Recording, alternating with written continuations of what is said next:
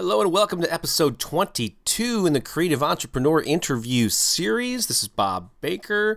Man, I really enjoyed this interview with Phil Johnson, and if you've never heard of him, he's a guy who combines two things that are really close to my heart, and that's music and comedy, which I reveal in the interview is something that I used to do, stand-up comedy and song parodies and so on, and there's parts of this where we actually dissect sort of the mechanics of comedy and how it works and all that good stuff. Phil also teaches. He does voiceover work, so he's been able to make a living for many years doing a wide variety of things, creating multiple streams of income. And so another inspiring interview on tap for you this week. Before we get to that, I got to ask, are you on the VIP list? Are you on the Creative Entrepreneur VIP list? If not, why not? It's really easy to do, and it comes with a lot of perks. For one, you get a big free sample of my new book called The DIY Career Manifesto. It's the unconventional guide to turning your talents and know-how into a profitable business. I'd love to give you that. Also, every time I upload a new interview, I will send you an email, so you'll be the first to know when some new inspiration is out there for you to either watch or listen to. And also, this is the first time I've mentioned this, but I'm hoping this year to maybe start doing some creative entrepreneur live events or maybe some online mastermind groups, a few things that I'm churning over in my active mind that I like to offer you in the coming months. So I just want you to stay in touch and not miss any of these interviews, be able to read the book for free. So all you have to do is go to DIYcareermanifesto.com. Yes, that's the name of the book, DIYcareermanifesto.com. There are a number of links there that will show you how to get on the list. Just enter your name and email address, click submit, and you are all set. It's real easy. Just take a moment and do it right now before you get distracted. And of course, that's also the website where all of these interviews are housed and kept for safekeeping for generations to come. All right, let's move on to this week's interview.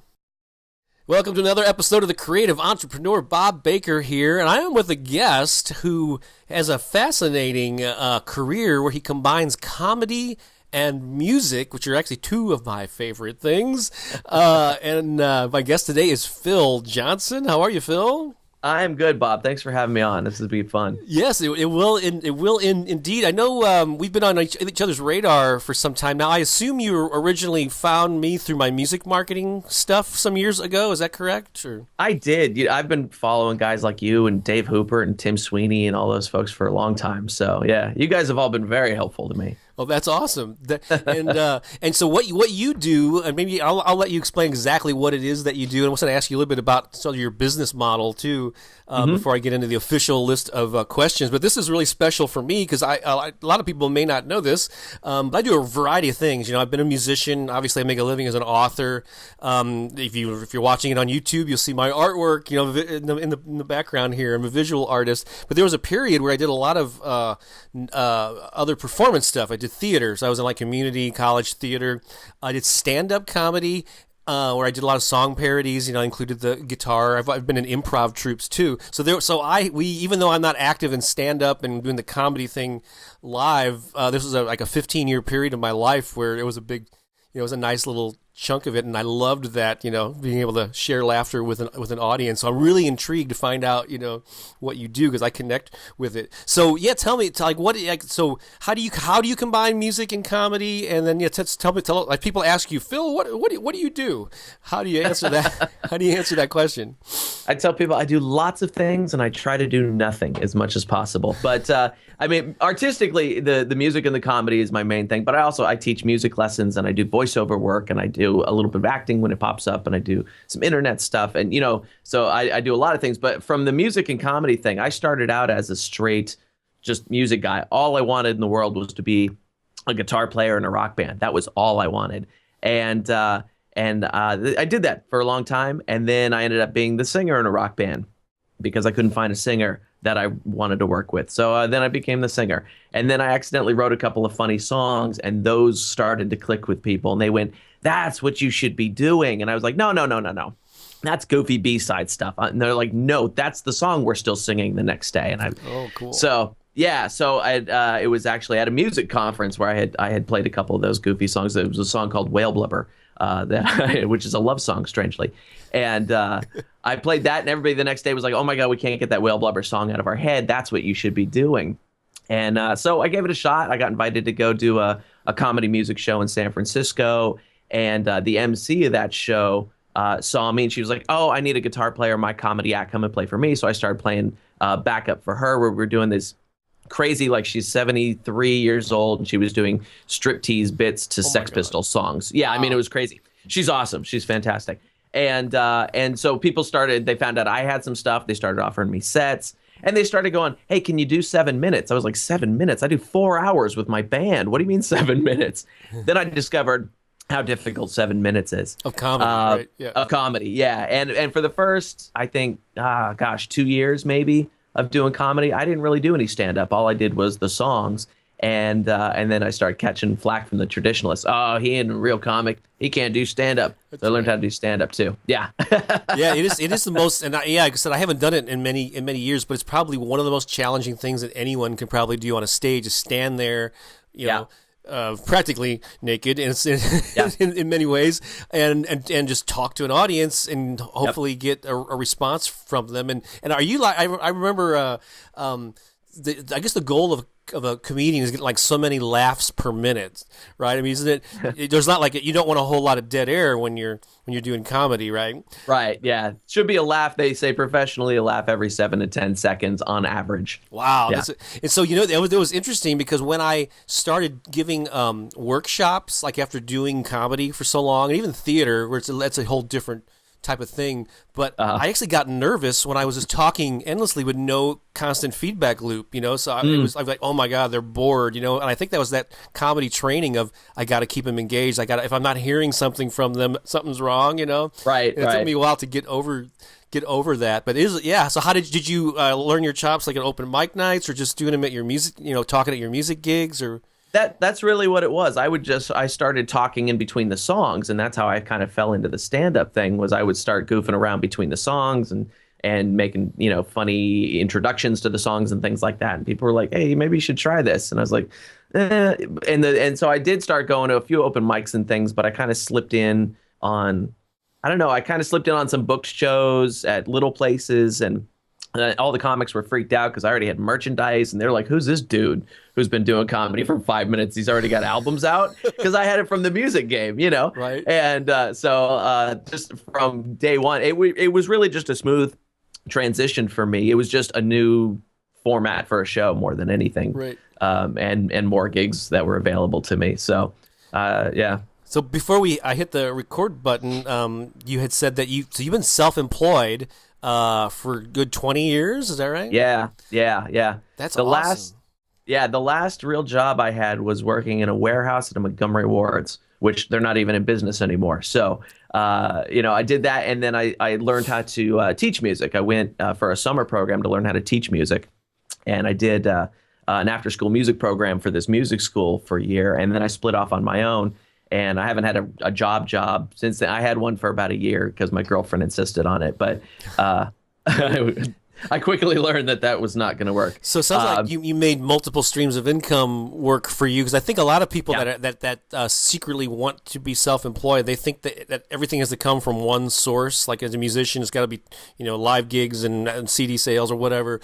But that isn't not necessarily the case. You taught lessons. You did. You said voiceover work, some acting. Yep.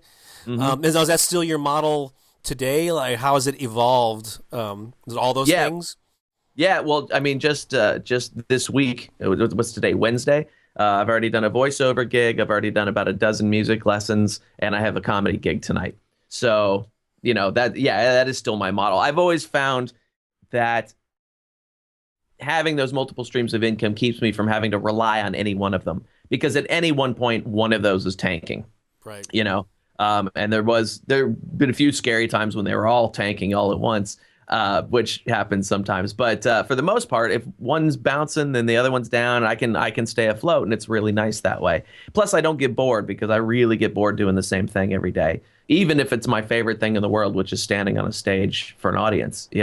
After about 2 weeks on the road, I want to go home, do something else. So right. So it's nice to have that variety. So That is awesome. We should all be so lucky to have such a variety and be able to make a living doing something we enjoy doing, or a number of things we enjoy doing. Yeah.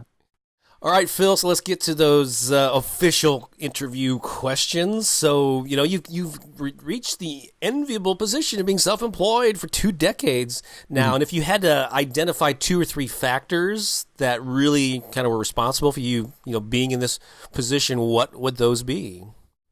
The first is my distinct aversion to neckties, cubicles, and bosses. I've never had like an office job, but they creep me out. They really do. My girlfriend, when she started her job 8 years ago or whatever, and she came home, she went, "I got my own cubicle," and I said, "I'd shoot myself in the head if I had my own cubicle." And so, I mean, that environment just has never appealed to me. Even the warehouse jobs and grocery store jobs and things that I did, just going to work for somebody else and living their dream just wasn't for me. I've never been good at taking orders.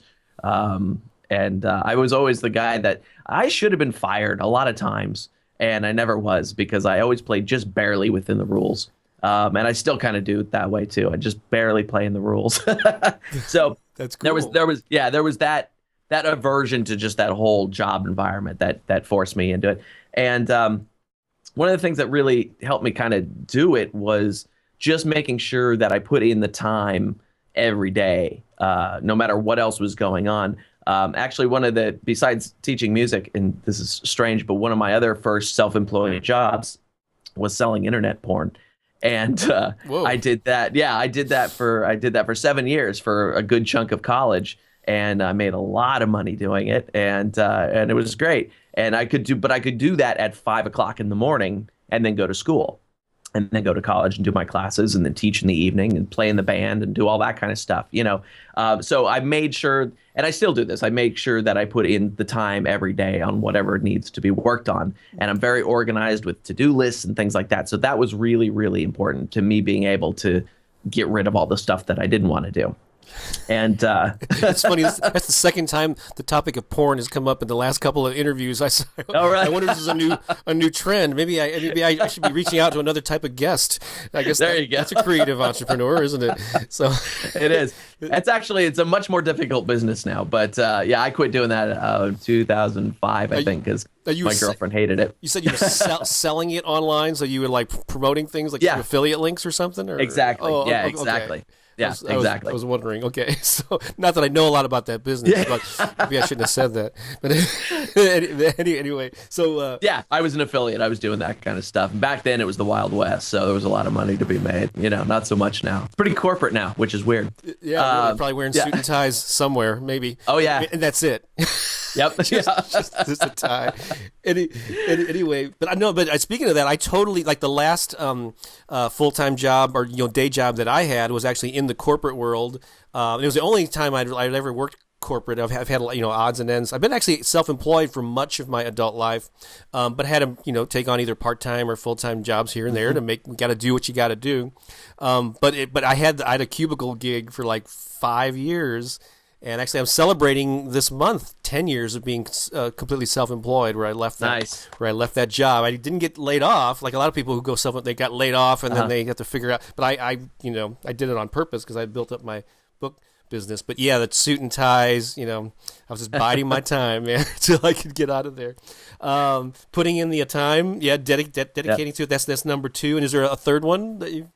Yeah, I learned. Yeah, learning to teach was a big thing for me because it taught me how to communicate with people and try and get into whatever their communication style is and things like that. So teaching music has made me a better performer because I am more able to adjust to what the audience needs and things like that. And so learning to teach was a big help all the way around in writing and everything else. Yeah, I think that's probably an aspect that a lot of people overlook or don't think of, whether they're musicians or like whatever field that you're in, a photographer, you're a visual artist. I mean, in fact, some of my most popular interviews in this series are with some of the visual artists and the painters, and not all of them, but like Flora Boley, who I'm going to make a note here to put her in the show notes. One of my most popular episodes. Yeah, she had a book come out, and she's got a whole teaching career, an online course, and she does live workshops. It supplements her painting sales. But whatever you do, there's probably an opportunity to teach that to somebody. Sure. Yeah. Have you ever taught comedy too? I don't feel confident enough. Comedy's still a mystery to me. Like I can do it, but I don't always know how it works, and I don't have the confidence in it yet. I've been doing comedy 9 years, so I'm almost at that 10-year mark where they go, "You're just starting to get good." Wow. 10,000 hours or whatever that. Yeah, exactly. Yeah, all my heroes have told me, 10 years you start to get good. Okay. And I mean, I'm already a headliner in a lot of places and things like that, but I always feel like there's more. It's always magic to me when it works. Right. I always go, all right, that worked. I don't know why that worked, but I totally get it. Yeah, no, I remember again from my very fond memories of that. And there's so many nights. It's the same thing with music gigs and anybody that does anything on a stage. That you're slugging it out and you're horrible audiences, and like comedy, as you know, works in a very specific type of environment where they're there for comedy.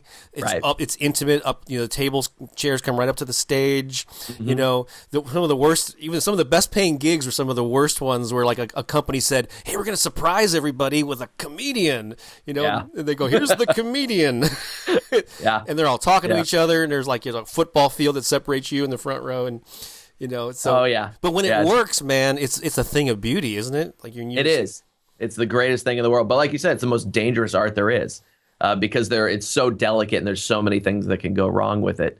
That when it goes right, you're just jonesing for that again. And I need another hit. So that's great. So getting out of the dissatisfaction with a day job, which I can totally relate to, putting in the time and the effort even around the day job, and then maybe learning to teach to supplement your income, to make ends meet. Those are awesome tips. And it wasn't even just to supplement my income. I mean, that's what it functioned as originally, but the skills that I learned in teaching about communication just made me so much better in everything else that I was doing. Cool. Yeah. And you're an active blogger. I'm actually looking at your site now, and so you're always cranking out content and video clips from your live shows and all that. When I was a kid, I hated writing. Like an essay in English class was just death to me, and now I find all my time is spent writing something. I spent all the time writing. And that's good. Yeah. It's getting content out there. Let's just go on. Another question here about. So we talked about the elements of success. But there are certainly hurdles that every entrepreneur and creative person faces. So if you could identify like one either business or creative challenge and how you overcame that, I would love to know it. It was for me. It was a mental challenge, especially when I was abandoning the band that I'd worked with for 6 years and becoming a singer and then becoming a comedian. It was having to change what the dream looked like. That was very difficult because, like I said, all I ever wanted was to be a guitar player in a rock band. And that's not where it led. And so I had to the challenge was just getting myself out of that frame of mind and accepting that there was something else I needed to be doing, that I should be doing, apparently, because that's what the universe threw at me. And I go, all right. And so it was that I have this concept called, I don't know if you like swearing on your podcast, but go for it. I have this technique that I use for a lot of things called crossing the fuck it line.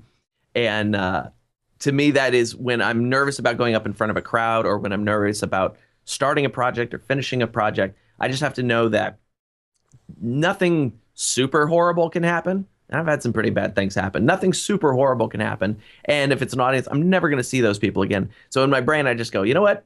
Fuck it. And I do it. And it becomes an acting gig at that point. I'm acting like whatever I need to be doing at that point.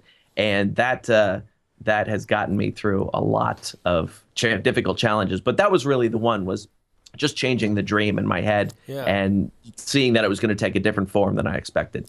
I similarly, I think anyone's in this interview series really brought that up. But some of my greatest frustrations over the years have been when my identity, changed. Like I too played in bands. Like I've played full time. It was back in the 80s was a cover band. And that was who I was. I was this guitar player in an active band. Hey, you can guys come out and see me play here and there. And then that band fizzled out, and suddenly I was without a gig for a couple of years. I had to take on a part-time job. And like, who am I? You know, and that's a struggle. And a similar thing happened after there's a 10-year period where I published a local music newspaper, and I grew tired of that, so I purposely put it to rest after 10 years to pursue this author thing that I'm doing now. But after being known as the local music journalist for a decade, and suddenly, who am I? I'm not that anymore, you know? Yeah. And so I guess it's just kind of getting through those and reestablishing yourself. I guess the best way to do it is just to pour yourself into the new thing, right? It really is. Yeah. That's crossing that line, like I said, and just going, okay, well, I have to do this now, and whatever happens kind of happens. And I, without in full knowledge that I know if it doesn't work, I can go back to what I was doing before. And I've never gone back to what I was doing before. So it's all about evolution and growth. Yeah, yeah. So it's about redefining it was about redefining myself as, okay, I'm not the guitar player in a rock band. I'm not the singer in a rock band. I am just a creative professional. And whatever that starts to entail, that's going to be what it is, I just say yes to whatever happens across my way. And in fact, the other night, I got a voiceover gig, and they needed a technical requirement that I hadn't done before. And my girlfriend heard me on the phone go, "Yep, I can do that." And I hung up, and she said, "Have you ever done that?" I said, "Nope, but I'm going to go figure it out right now."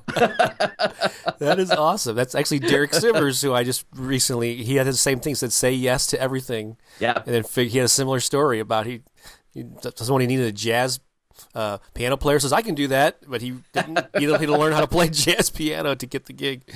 Yep, done it. Great entrepreneurial minds think alike. Yeah, Derek's awesome. Derek always amazes me because every time I see him, it could be 10 years in between. He'll remember my name and he'll go, "Hey, you're wearing the same sunglasses." I'm like, "What?" Really? Yeah. Oh wow, that is a good memory. Yeah, he's awesome. He's great. All right, Phil, we've covered so much good stuff, but we're not even finished yet. I got a few more questions to get through here, although we could easily stop right now. By the way, as a lot of people know, this interview series is sort of tied into a new book that I wrote. It's kind of like a first version of the book. I plan on expanding it, but it's called the DIY Career Manifesto. And in there, I actually talk a bit about my stand-up comedy days and some of the lessons that I learned and how I had to create my own comedy night to get stage time, because you can only get like 5 minutes, on stage at the open mic night at the Funny Bone or whatever. And so for folks who want to find out about how that impacted my entrepreneurial journey, it's the DIY Career Manifesto. It's on Amazon and the Kindle store. So Phil, if you could go back, and I guess maybe 20 years ago, and talk to your younger self who's about to embark on this self-employment journey, and ask and give yourself 3 pieces of advice, I would love to know what they would be. And the questions are like, what would you do exactly the same? If you're talking to young Phil, these worked for me, and you should do those again. 2 would be what things are time wasters, things to avoid that you just didn't have the wisdom to know at the time. And then another thing is, what would you have done earlier because you didn't have the wisdom to know that those were good things you should have added into the mix. And so we'll just take them one at a time. What would you tell yourself to do exactly the same? I would definitely tell myself to continue learning how to teach, because, like I said, that was super helpful to me all along the way, and it still is. I would have told myself to start doing comedy earlier, because that's been lucrative, and it's been an interesting tool along the way. Not that actually probably would have been a terrible time in comedy history to start doing comedy, but you need so much time under your belt that I do wish I had started that a little bit earlier, but who knew? It was a surprise. Right. Earlier, I'm sorry to interrupt, but I remember you said you accidentally wrote some comedy songs, and so I always think it's really interesting when some of your opportunities are totally unexpected. They seem kind of random at the time. You just did this on your own. You're probably a funny guy in conversations with friends and on the stage anyway, but you just got a wild hair and wrote those first couple of songs. Yeah, I had gotten a couple of ideas for him, and I had and the guys I was playing with weren't interested in attacking that angle in any way. And So right after I had split with them, I thought, well, let me just get these out of my head and I'll demo them out and figure out what to do with them later. And there were three. There was a song called Whale Blubber, which is a love song. There was a song called Two of Me, which is a song about a homicidal schizophrenic maniac in love. And then a song called Hillbilly Love, which is kind of like a bluegrassy kind of thing. And those were the three comedy songs. Yeah. All love songs, too. All love songs. Yeah. Well, I mean, most regular songs are love songs, so a lot of the comedy ones are too. Right. But yeah, and you probably didn't expect them to get the reaction that they did? No, I figured they would, put them out as a B-side on a single or something like that. I had no expectations for them at all. But like I said, that's what kind of clicked with people. And then I was forced to figure out how to write some more like that. And that's a lesson. Yeah. I mean, I've said that many times. It's like I have this kind of unique view of goal setting, in that I think it is important to have a clear, specific goal that you're aiming toward, because that gets you active. It gets you moving in the world, taking some specific actions. But you cannot be too attached to that goal, and then you have to stay aware of the reaction that you're getting. And if something unexpected suddenly gets traction and there's energy moving there, then go for that, as long as it's an authentic part of who you are. Absolutely, yeah. It sounds like you've done that a lot throughout your careers. Go where the energy's going. Yeah, definitely. And it's certainly a lot easier to do that when I'm working on my own. Right. It's harder to do when there's, 4 or 5 people in a band. And I don't get to play with my band as much as I used to. It's actually been a couple years, and I'm hoping to use them on my next DVD, because I really miss that kind of stage energy of having I have a big band. I've got 8 or 9 people in my band at any given night.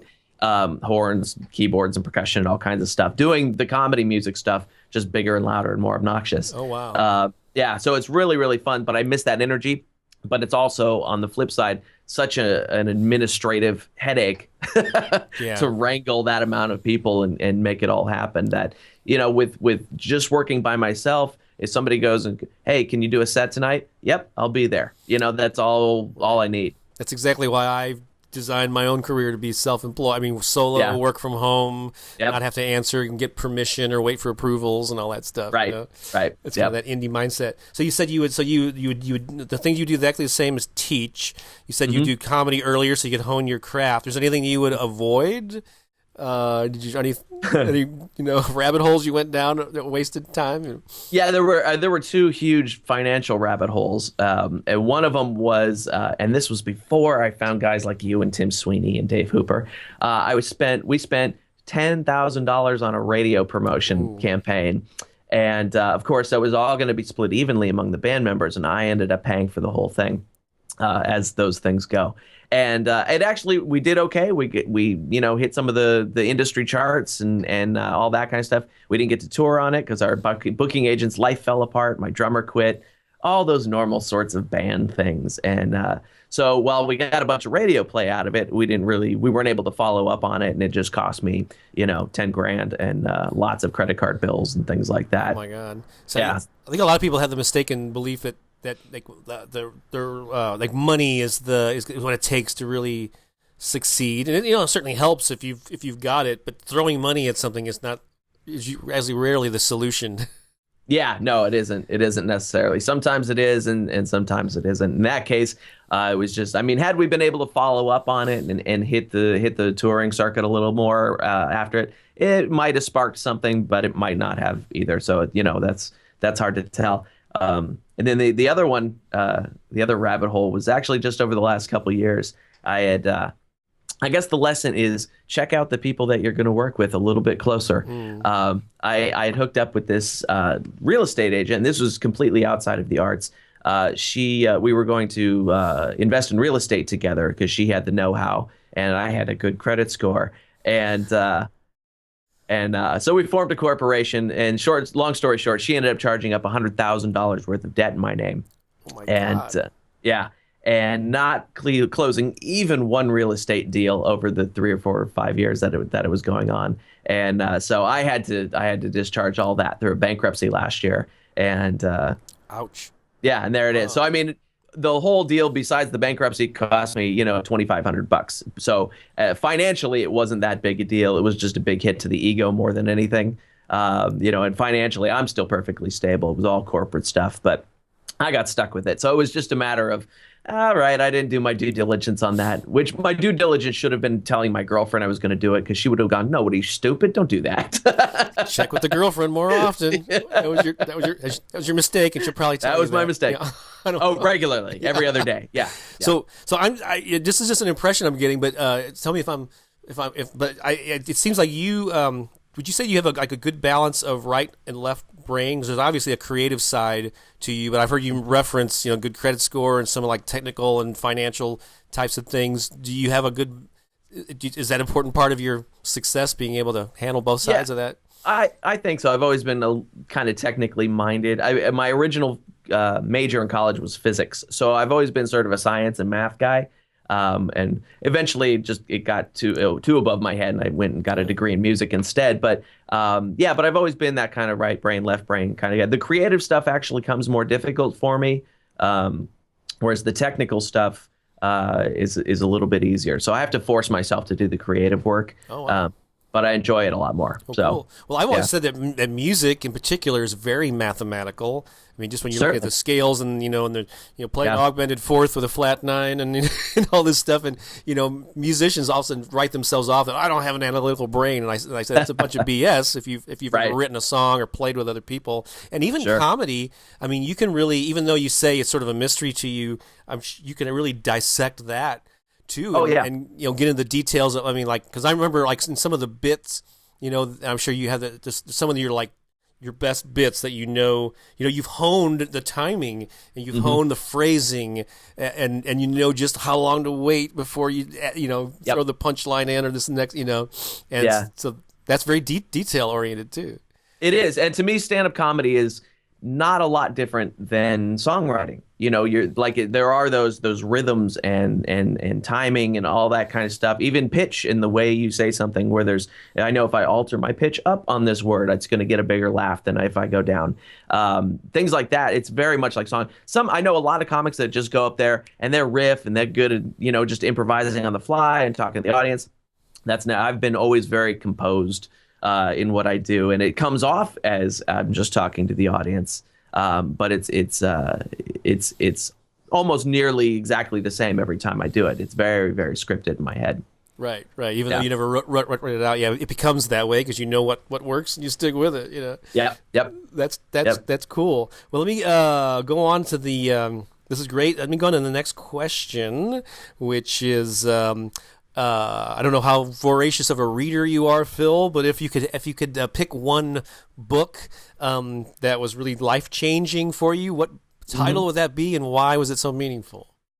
I'm a super voracious reader. Actually, I read like 5 or 6 books a month. So, I thought about it. The one that really sticks out in my head is a book called Multiple Streams of Income by Robert Allen. Okay.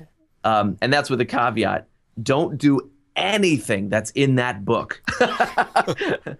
Robert Allen is a scam artist above many, and there's so many shady things in this book having to do with real estate and finance and investment. And when I look at it now, I go, oh, that's a terrible idea. Isn't he the no money down guy? I think. Yeah, exactly. Yeah, and it's things that at one point kind of worked, and they certainly don't work now. But what the book gave me was this idea of I don't have to do just one thing.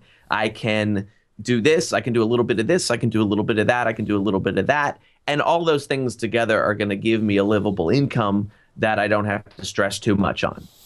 I'm not rich by any means, but I'm living pretty comfortable, and I live in California where it's certainly not cheap. So, so that just the first 2 chapters of that book are worth reading, just to get that idea of that you don't have to do just one thing. And then after it, read it, but then don't do anything in that book. But that was a very influential book for me. Yeah. That's interesting. Yeah, this book changed my life, but please don't read it. Yes. No, this is sometimes it's just a simple idea, a simple way of flipping a switch in your brain that can make all the difference, even if the original source is faulted, Right, absolutely, or tainted or whatever. And so, and he has another book, if I remember, called Multiple Streams of Internet Income, which similarly has a lot of old, scam kind of things in it. Right. But that idea, if you really open your mind to it, can make all the difference, and it obviously has in your life. So Yeah, yeah. thanks for sharing that. All right, Phil, we are heading into the stretch. I got 3 more questions. This is an important one. And this wasn't originally part of my series of questions, but I added it, and it's actually been one of my favorite things to ask. And so it's like finding out like the big why of the people that I talk to. You know, different people have different motivations and things that drive them. So for you, doing all these variety of things and the comedy and the music, voiceovers, teaching, like what's the real reason that you do what you do? What motivates you? I want to be able to get out of bed in the morning and look forward to whatever it is I'm doing. And there have been stretches where I'm going to stay in bed for another hour. And when that starts to happen, I know I'm not enjoying whatever it is I'm doing. So that's my main goal is I just want to be able to get up in the morning and look forward to things. And if I can do that, then I'm happy. I mean, there's lots of better ways to make money than doing anything that I do. There are plenty of ways to make better money than what I do. But that's the important thing for me is that I want to get up in the morning, especially when I run across people who are like, oh, I don't want to work. I don't want to work. I don't want to do this. I don't want to do that. I want to get up every morning and go, I want to do that.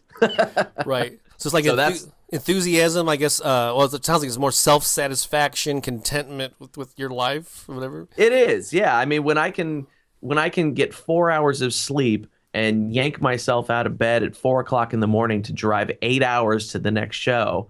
And that to me is an awesome day. That's a great day because I know when I get there, I'm going to get to do a gig and I'm happy to do it, you know? So right. That's my real motivation. Cool. Yeah. Cool. So yeah, you're already doing a lot of things. I guess you've been doing a lot of them for many years. But is there anything new on the horizon? You know, any new things that are going to shake up your identity of who you are and what you do? The voiceover stuff is still new. I've only been doing that for about a year, and it's starting to click a little bit and doing okay. I'm not as I don't find it as enjoyable, but it is a nice way to pad the income. I mostly want to. I do still a lot of trading time for money, and I'm trying to find ways where I don't have to trade so much time for money because there's only a limited supply of that. And I mean, the great thing about being self-employed is that when something comes up, I can go do it. You know, I was able to go to my friend's mother's funeral a couple weeks ago because I knew that was important to her. I had lots of things to do, but if I thought, well, if I can't be there for a friend when she needs me, there's no point in doing what I'm doing here. So things like that. I'm going to Disneyland with my girlfriend this weekend because we were like, let's go, you know? Mm-hmm. So she had to go ask for time off of work, and I just called my students and went, I'm not going to be there, you know? Right. So, you know, I want to stop. I want to do less trading time for money as much as possible. More passive income. Passive income, yeah. So I have been getting into a lot of the internet marketing. I run some guitar sites online and things like that to bring some of that in. That's getting going a little bit here. And I mean, the big artistic goal is be a theater size act and have people come in and do and enjoy what I'm doing. That's always the goal. That's always been the goal. And it's just now more broad and general as to what I'll be doing in front of that audience when they get there. And then from a business point of view, my main goal is to not have to rely on that performance income to live, because I've been on the road with guys who have been doing comedy 25 years and hate it now and don't know how to do anything else and can't figure out how to get out of it. And I don't want to be that guy either. You know, like I said, I'm good for 2 weeks on the road and then I want to go home for a couple weeks. And I tour about 2 weeks out of the month usually. And so I want to. I want to be that performer, but I don't want to have to rely on that for my safety right. in life. You know, I always go back to thinking about Jay Leno, who all these years has never spent a dime of his Tonight Show money. You know, so that's what he can live off of for the rest of his retirement. He never has to do anything again. He was making his living expenses doing comedy gigs. And the Tonight Show money, he never touched it, you know. So I think a model like that is really interesting, except I would have flipped it. I would have saved all the gig money and used the Tonight Show money. You got to enjoy yourself in the present moment, too. Yeah. Exactly. Yeah. That's cool. So, yeah, this has been an awesome interview, man. Where can people find you online? Because we didn't even mention you have like another name for what you do in your website that is not your name, is it? Roadside? Yeah, Yeah, Roadside Attraction is the name of my band. And yeah, so roadsideattraction.com and philjohnsоncomedy.com all goes to the same website. That's my artistic hub right there. And because to me, it's all the same. It's whether it's music or I'm talking or whatever. That's where I've come into expanding the view of whatever it is I do. And I've learned to develop an audience that'll come in and go, here's some stand up, here's a song, here's a short story. I'm working on a novel. And they just go, great, give it to us. We'll take it. We'll enjoy it. We'll do it. Cool. So I as much as I don't get people like Sandra Bernhard, I think she's got an awesome career carved out for herself because she can really do anything she wants, and she's got an audience for it. So that's what I've been trying to develop. So that's why everything goes to that one website there is roadsideattraction.com, philjohnsоncomedy.com. And then plus you can download an entire huge box set of the first 10 years of my career there for free.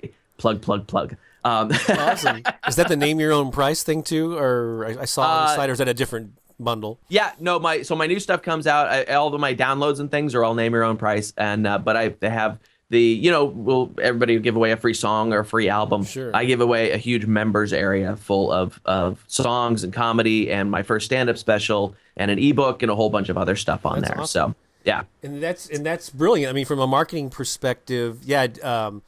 And I don't know how much focus you put on building and using an email list, but what lots. Yeah, and I've been, even though things have changed, people aren't opening emails as much. It's still the most powerful thing that you can do.